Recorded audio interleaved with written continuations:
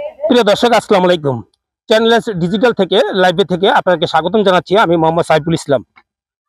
আমি যে জায়গাটিতে দাঁড়িয়ে আছি এটি শরীয়তপুরের সখীপুর থানার ডিএমখালী ইউনিয়নের মোল্লাকান্দি এলাকা। আমার এই যে জমিটাতে দাঁড়িয়ে আছি, এই জমিটাতে গতকালকে ভোরে ফজর নামাজের পর একটা পক্ষ গম কাটছিল।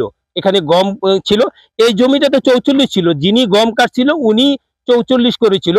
কারণ এই জমিটা হচ্ছে দিন ইসলাম এবং কালু, এই দুই চাস্তো ভাইদের এই জমিটা।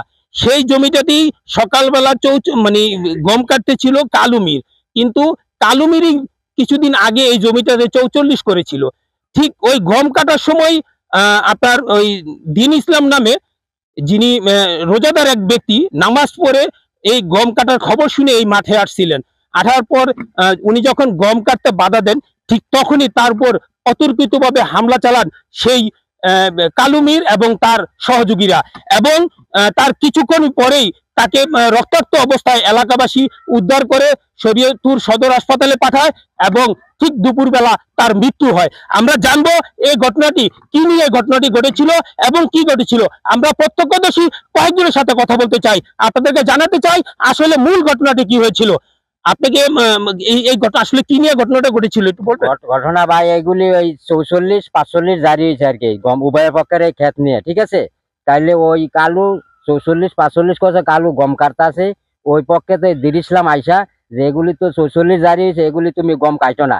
তারা এটা মানলো না। এরা কল কি বাইবারা তো সবাই মিললা তাকে একদাতন একের মানে কলির মতন পিটায় রাজ করেছে। পরে পরে জাহুর মাহুর হুন্নাস সকালবেলা আয়া দেখি তারা দুইটা ভাই পড়ে রয়েছে, তারা আমরা রিসিভ করে রাস্তায় তার ডাক্তারখানা তার নিয়ে গেছি। আচ্ছা, আমরা আরেকজনের সাথে কথা বলতে চাই। আমরা জানবো যে আসলে ওদিন এই ঘটনাটা কি ঘটেছিল এবং কয়টা বাজে এই ঘটনাটা ঘটেছিল। ঘটনা ঘটেছিল আনুমানিক 6:30 থেকে 7টার ভিতরে।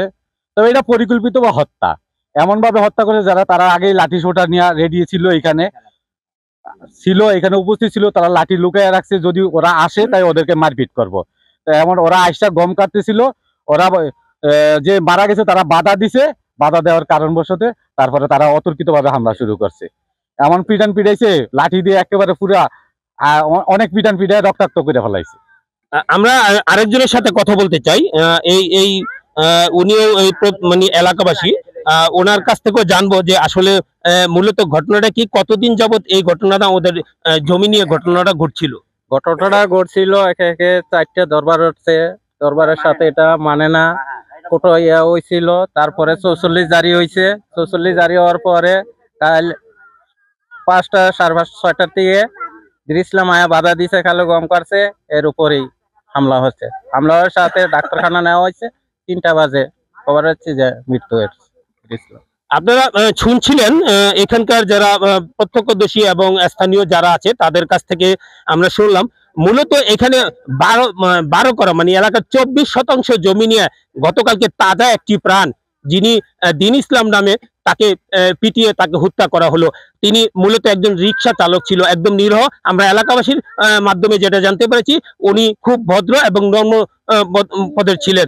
কিন্তু এই যে কালু মির, এবং আমরা আরেকটা জিনিস জেনেছি যে এখানে যখন মারামারিটা ঘটে তখন তাৎক্ষণিক পুলিশ আসে। পুলিশ আসার পরও পুলিশের কিছু গাফিলতির কথাও আমরা এখানে শুনেছি, যে তাৎক্ষণিক যিনি তাকে পিটিয়ে আহত করা হয়েছিল তাকে তাৎক্ষণিক পুলিশের হেফাজতে নিয়ে হাসপাতালে পাঠানো হয় নাই। দীর্ঘ সময় এখানে রাখার কারণে তার অসুস্থতা তার পরিণতি আরো ভয়াবহ রূপ ধারণ করে। তারপর বেদরগঞ্জ হসপিটালে নেয়, সেখান থেকে উন্নত চিকিৎসার জন্য শরীয়তপুর হসপিটালে পাঠায়। শরীয়তপুর হসপিটালে পাঠানোর পরে দীর্ঘ চিকিৎসা শেষে রাত বিকেল 3টায় তার মৃত্যুর খবর আসে। সেই মৃত্যুর খবরে এলাকাবাসী সুখের ছায়া নেমে এসে আমরা জেনেছি এই এলাকাবাসী কিছুক্ষণ পর একটি মানববন্ধন করবেন, সেই আসামিদের, প্রকৃত আসামিদের ধরে দৃষ্টান্তমূলক শাস্তির দাবি জানিয়ে তারা মানববন্ধন করবেন।